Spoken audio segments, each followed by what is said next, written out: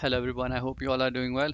All right, so recently I observed that the free space of my computer's C drive had declined drastically from 55 GB to approximately 14 GB, which also affected its performance and also made me curious because I had not installed any new software to this C drive or not even moved any large files to this C drive. I was mostly using D drive to install new softwares.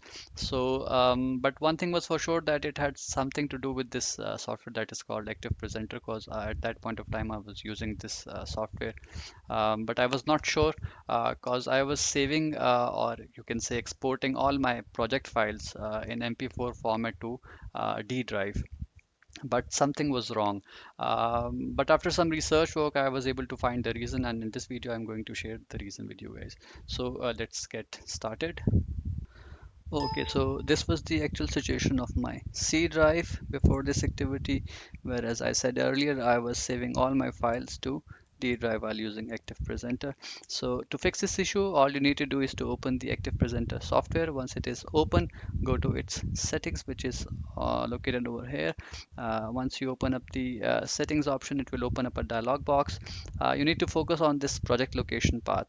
Now, this is the actual path where it is saving all the cache files, and this is the actual folder which is consuming all the disk space. Now, one way to fix this issue is to change its location from C drive to any other drive if you want to keep the cache files. But in my case, I wanted to get rid of all the files so that I can free some space.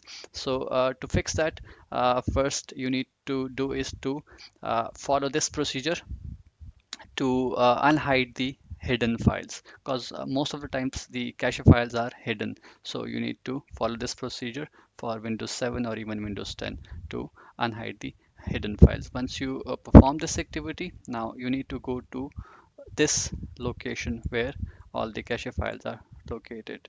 So I went to this location, and now it is showing that very same folder which consists all the cache files.